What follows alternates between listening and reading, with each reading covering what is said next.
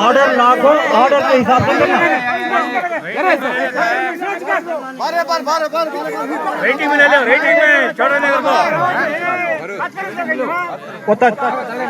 वो हिसाब से फातिहा खानी होती है।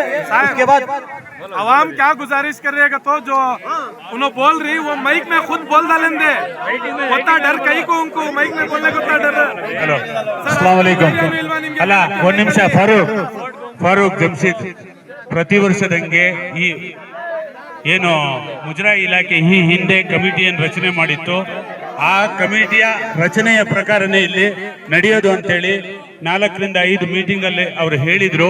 ಒಂದ್ ನಿಮಿಷ ಇರಿ ಅಲ್ಲದೆ ಹೇಳ್ತಾರೆ ಶಾಂತಿಯನ್ನ ಕಾಪಾಡಿ, ಯಾವುದೇ ರೀತಿಯ ಇಲ್ಲಿ ಬೇರೆ ರೀತಿಯ ಸ್ಲೋಗನ್ಸ್ ಹಾಕೋದು, ಬೇರೆ ರೀತಿಯ ಸ್ಲೋಗನ್ಸ್ ಹಾಕೋದು, ಇಲ್ಲ ತಳ್ಳಾಡೋದು, ಅದು ಯಾವುದು ಕೂಡ ಬೇಡ.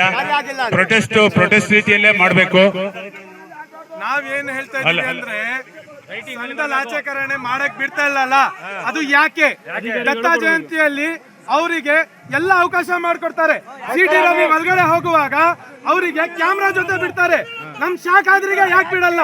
ಇವ್ರ ವಂಶದವರು ಇವ್ರಿಗೆ ಯಾಕೆ ಬಿಡಲ್ಲ ಅಂತ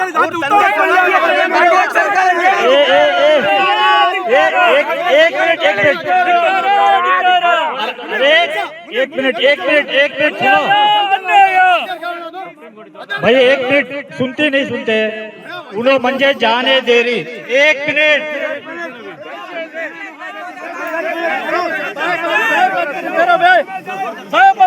भाई, उन्होंने मुझे जाने दे रही, लेकिन संदल का प्रोग्राम जो है उन्होंने मुजावर के हाथ से करते, इसके वास्ते कि हमारे हाथ में पैसा हो या नहीं पैसा क्या भी नहीं। ಇನಾಮ್ ದತ್ತಾತ್ರೇಯ ಬಾಬಾ ಬುಡನ್ಗಿರಿ ಸ್ವಾಮಿ ದರ್ಗಾದಲ್ಲಿದ್ದೀವಿ. ಸೊ ಇವತ್ತು ಉರುಸ್ ಆಚರಣೆ ಇದೆ ಇಲ್ಲಿ. ಈ ಹಿಂದೆ ಇಲ್ಲಿ ಉರುಸು ಮತ್ತು ದತ್ತ ಜಯಂತಿ ಪ್ರತಿ ವರ್ಷ ಕೂಡ ಆಗುತ್ತೆ. ಆದರೆ ದತ್ತ ಜಯಂತಿ ಸಂಘ ಪರಿವಾರ ಮತ್ತು BJPಯ ಒಂದು ಹೇಳಿಕೆಯಂತೆ ಮತ್ತು ಆ ನಾಯಕರುಗಳ ಮುಂದಾಳತ್ವದಂತೆ ಇಡೀ ಚಿಕ್ಕಮಗಳೂರು ನಗರ ಮತ್ತು ಇಡೀ ಬಾಬಾ ಬುಡನ್ಗಿರಿಯನ್ನು ಕೇಸರೀಕರಣ ಮಾಡಿರ್ತಾರೆ. ಅದೇ ರೀತಿ ನೀವು ಈ ದರ್ಗಕ್ಕೆ ಹೋಗುವಂಥ ರಸ್ತೆಗಳು ಇಲ್ಲಿಂದ ಅಲ್ಲಿ ತನಕ ಕೂಡ ಹೂವಿನ ಅಲಂಕಾರ ಮತ್ತು ತೋರಣಗಳು ಮತ್ತು ರಂಗೋಲಿಗಳನ್ನು ಬಿಡಿಸ್ತಾರೆ. ಆದರೆ ಇವತ್ತು ಬಾಬಾ ಬುಡನ್ಗಿರಿ ಉರುಸ್ ಇದೆ, ಯಾವುದೇ ಹಸಿರು ಫ್ಲ್ಯಾಗ್ಗಳನ್ನು ಕಟ್ಟಕ್ಕೆ ಬಿಟ್ಟ ಅವಕಾಶವನ್ನು ಕೊಟ್ಟಿಲ್ಲ. ಅದೇ ರೀತಿ ಉರುಸ್ ಅಂದರೆ ಏನು? ಉರುಸ್ ಅಂದರೆ ಡೆತ್ ಆ್ಯನಿವರ್ಸರಿ ಅಂತ ಹೇಳ್ತಾರೆ. ಇಲ್ಲಿ ಸತ್ಯನಾರಾಯಣ ಪೂಜೆ, ಬೇರೆ ಬೇರೆ ರೀತಿ ಪೂಜೆಗಳು ಹಿಂದೂ ಸಂಪ್ರದಾಯದ ಪ್ರಕಾರ, ಆಗಮಶಾಸ್ತ್ರದ ಪ್ರಕಾರ ಬ್ರಾಹ್ಮಣರ ಅರ್ಚಕರ ಮುಂದಾಳತ್ವದಲ್ಲಿ ನಡೆಯುತ್ತೆ. ಆದರೆ ಉರುಸ್ ಅನ್ನೋದು ಸೂಫಿ ಸಂತರ ಮುಂದಾಳತ್ವದಲ್ಲಿ ನಡಿಬೇಕಾಗಿರುವಂಥದ್ದು. ಉರುಸಿನ ಒಂದು ಅದರದೇ ಆದಂಥ ಸಪ್ರೇಟ್ ಆದಂಥ ಒಂದು ಕಾರ್ಯಕ್ರಮ ಇರುತ್ತೆ, ಒಂದು ಪೂಜಾ ವ್ಯವಸ್ಥೆಗಳಿರುತ್ತೆ. ಆದರೆ ಸುಪ್ರೀಂ ಕೋರ್ಟ್ನ ಕ್ಲಿಯರ್ ಡೈರೆಕ್ಷನ್ ಇದ್ರೂ ಕೂಡ ಈ ಹಿಂದೆ BJP ಸರ್ಕಾರ ಒಂದು ಸಮಿತಿಯನ್ನು ರಚನೆ ಮಾಡಿತ್ತು, ಮಾಧುಸ್ವಾಮಿಯವರ ಮುಂದಾಳತ್ವದಲ್ಲಿ ನೇತೃತ್ವದಲ್ಲಿ. ಆ ಸಮಿತಿಯ ಆದೇಶದಂತೆ ಒಳಗೆ ಉರುಸ್ ಯಾವ ರೀತಿ ಆಚರಣೆ ಮಾಡಬೇಕು, ಚಾದರ ಹಾಕಬೇಕು, ಹೊಸ ಬಟ್ಟೆ ಹಾಕಬೇಕು, ಗಂಧ ಹಾಕಬೇಕು, ಹೂ ಹಾಕಬೇಕು. ಇಲ್ಲಿ ಡಿಸ್ಪ್ಯೂಟ್ ಇರುವಂಥದ್ದು ಮಾಧ್ಯಮದ ಎಲ್ಲ ಸ್ನೇಹಿತರಿಗೂ ಕೂಡ ಗೊತ್ತಿದೆ, ಚಿಕ್ಕಮಗಳೂರು ಜನರಿಗೆ ಗೊತ್ತಿದೆ, ಇಡೀ ಕರ್ನಾಟಕದಾದ್ಯಂತ ಈ ವಿಷಯ ಗೊತ್ತಿದೆ. ಆದರೆ ಇವತ್ತು ಜಿಲ್ಲಾಡಳಿತ ಏನು ಡೈವರ್ಟ್ ಮಾಡ್ತಾ ಇದೆ ಅಂತೇಳಿದರೆ, ಈ ಸ್ಟೆಪ್ಪಿಂದ ಕೆಳಗೆ ಇಳಿಬೇಕಾದ್ರೆ ಎಡಭಾಗದಲ್ಲಿರ್ತಕ್ಕಂಥ ಜಮಾಲುಲ್ಲಾ ಮಗ್ರಿಬಿ ಶಾ ಅಂತೇಳಿ 2 ಏನು ಗೋರಿಗಳಿದೆಯೋ ಅದ್ರ ಮೇಲೆ ಬಟ್ಟೆಯನ್ನು ಹಾಕ್ತಾ ಇದ್ದಾರೆ. ಅಂದರೆ ಬಟ್ಟೆ ಒಳಗಡೆ ಇರುವಂಥ ಡಿಸ್ಪ್ಯೂಟನ್ನು ಒಂದು ವ್ಯವಸ್ಥಿತವಾಗಿ ಡೈವರ್ಟ್ ಮಾಡ್ತಕ್ಕಂಥದ್ದನ್ನು ಮಾಡ್ತಾ ಇದೆ. ಇದೇ ರೀತಿ ಈ ಹಿಂದೆ BJP ಸರ್ಕಾರ 3 ದಿನಗಳ ಹಿಂದೂ ಅರ್ಚಕರ ನೇಮಕಕ್ಕೆ ಸರ್ಕಾರದ ಸುಪ್ರೀಂ ಕೋರ್ಟಲ್ಲಿ ಕೇಳುತ್ತೆ, 3 ದಿನದ ಹಿಂದೂ ಅರ್ಚಕರನ್ನು ನೇಮಕ ಮಾಡುತ್ತೆ.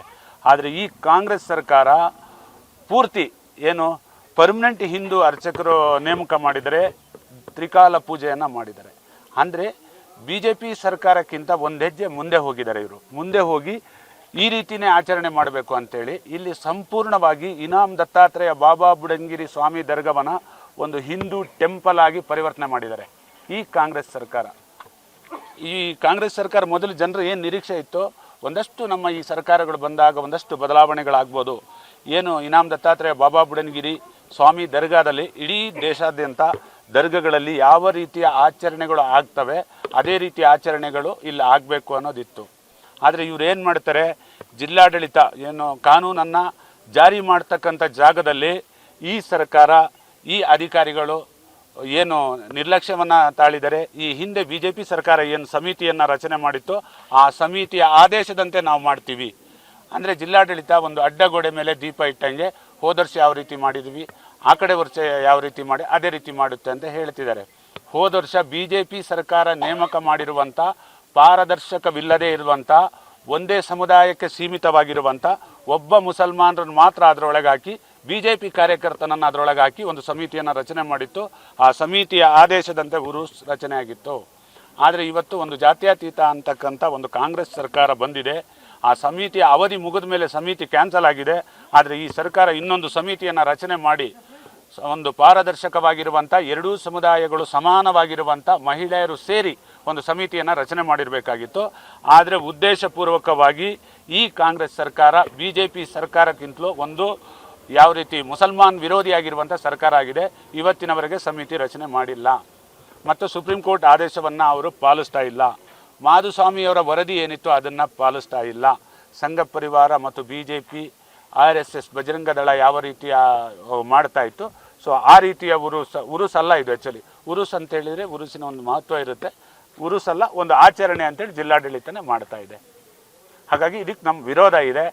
ಇಲ್ಲಿ ಏನು ಮಾಧುಸ್ವಾಮಿಯವರ ವರದಿ ಇರ್ಬೋದು, ಸುಪ್ರೀಂ ಕೋರ್ಟ್ ಆದೇಶಗಳಿರ್ಬೋದು, ಇದರ ಎಲ್ಲ ಕಾಪಿಗಳನ್ನು ಪ್ರತಿಯೊಂದು ಮತದಾರರ ಕೈಗೂ ಕೂಡ ನಾವು ಕೊಡ್ತೀವಿ. ಈ BJP ಕಾಂಗ್ರೆಸ್ ಯಾವ ರೀತಿಯ ನಿಮ್ಮ ಹತ್ರ ನಡ್ಕೊಂಡಿದೆ, ಈ BJP ಏನಿದೆ ಅದಕ್ಕಿಂತ ಮೋಸ್ಟ್ ಡೇಂಜರ್ ಈ ಕಾಂಗ್ರೆಸ್ ಇದೆ ಅನ್ನೋದು ಜನರಿಗೆ ಮನವರಿಕೆ ಮಾಡಿಕೊಡ್ತೀವಿ. ಬಾಬಾ ಬುಡನ್ಗಿರಿಯಲ್ಲಿ ಇವತ್ತು ನಿನ್ನೆ ಇವತ್ತು ನಾಳೆ ಉರುಸ್ ನಡೀತಾ ಇದೆ. ಈ ಉರುಸ್ಗೆ ಬೇಕಾದಂಥ ಒಂದು ಸೌಹಾರ್ದ ಪರಂಪರೆಗೆ ಕಾಂಗ್ರೆಸ್ ಸರ್ಕಾರ ತಿಲಂಜೆ ಕೊಡ್ತಾ ಇದೆ. ಜಾತ್ಯತೀತ ತತ್ವಗಳಿಗೆ ಒಂದು ದೊಡ್ಡ ಒಂದು ಒಪ್ಪಡತವನ್ನು ಕೊಡ್ತಾ ಇದೆ. ಅದನ್ನು ವಿರೋಧಿಸಿ ನಾವು ಎಲ್ಲರೂ ಕೂಡ ಕರ್ನಾಟಕದಲ್ಲಿ ಎಲ್ಲ ಸೇರಿ ಇವತ್ತು ಪ್ರತಿಭಟನೆ ಮಾಡ್ತಾಯಿದ್ದೀವಿ. ಪೊಲೀಸರು ನಮ್ಮನ್ನು ಬಂದು ಇವತ್ತು ಅರೆಸ್ಟ್ ಮಾಡ್ತಾ ಇದ್ದಾರೆ.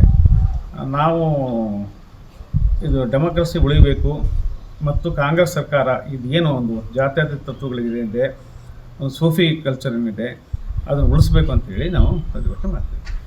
ಆ್ಯಕ್ಚುಲಿ ಕಾಂಗ್ರೆಸ್ ಸರ್ಕಾರ, ಸಿದ್ದರಾಮಯ್ಯವರ ಸರ್ಕಾರ ಇದೆಯಲ್ಲ, ಇದು ಜಾತ್ಯತೀತ ಸರ್ಕಾರ ಅಂತ ನಾವು ಸಮಾಜವಾದಿ ಹಿನ್ನೆಲೆಯಿಂದ ಬಂದಂಥ ಸಿದ್ದರಾಮಯ್ಯನವರು ಇದನ್ನು ಇಂತಹ ಒಂದು ವೈವಿಧ್ಯಮಯ ಸೌಹಾರ್ದ ಪರಂಪರೆಯನ್ನು ನಡೆಸ್ಕೊಳ್ಳಿಕ್ಕೆ ಅವಕಾಶ ಮಾಡಿಕೊಡ್ತಾರೆ ಅಂತ ಅಂದ್ಕೊಂಡಿದ್ವಿ.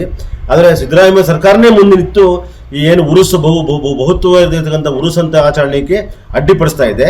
ಇದನ್ನು ನಾವು ಬಹಳ ಕಡಾಖಂಡಿತವಾಗಿ ಖಂಡಿಸ್ತೇವೆ.